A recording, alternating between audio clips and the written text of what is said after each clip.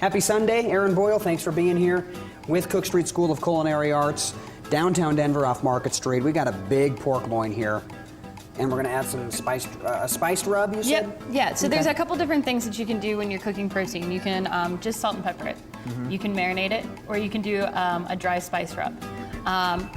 Spice rub, I think, is great for pork because there's not a whole lot of flavor in the loin.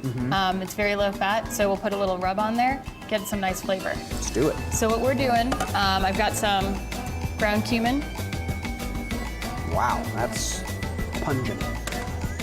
And I've got some paprika. Okay. And then we're gonna put a little bit of salt in there too. And that's gonna make our rub. Okay. Mix all that together. Pretty simple. Pretty simple so far. And just the spice aisle anywhere in the store? Yeah, I try to get my spices whole if I can and grind them myself. But Okay. yeah, the spice aisle is gonna have everything you need. Cool. And then we'll just be very generous with the rub. So in other words, pile it on. Right, so you're gonna rub the rub onto the meat. Wow. You with me okay. so far? I'm with you. Okay. We've gotta get it on all sides. Okay. And then the next thing we're gonna do is we're gonna sear it.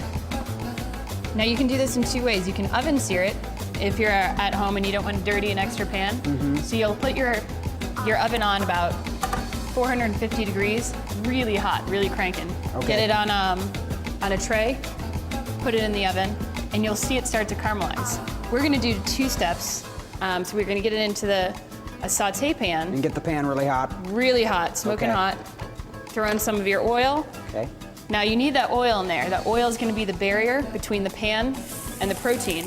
So if there's no oil underneath, it's not going to sear, it's going to burn. And we're looking for caramelization.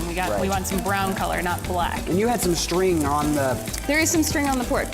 So it's butcher's twine.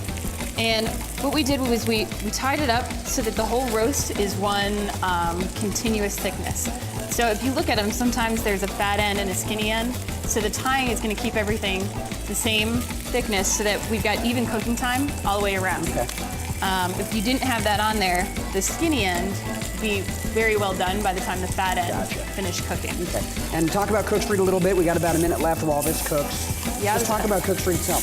So Cook Street, we are a professional cooking school during the day, and then at night we do events and recreational cooking. So you can come in and learn how to do Spanish food, which we're doing today. You can come in and learn Italian, French, whatever tickles your fancy. Cool. And so what do we got going here? So we got one side cooking. Yep, so we're searing all four sides. Okay, so you got to put... Getting a nice brown color on there. And then it's going to go into the oven for, I'd say, about a half an hour at 400 with something this large. And then when does that string come off? The strings can come off right before you eat. Okay. So we'll pull it out of the oven, you'll untie the string, and you'll slice your perfect pork loin. And that smells really good. So a spiced rub on this pork loin. You can get the recipe on our website, thedenverchannel.com, Cook Street School of Culinary Arts. This looks great. What's coming up next? Coming up next, we're going to do leche frita. So again, we're in Spain. We're going to take a custard and we're going to deep fry it.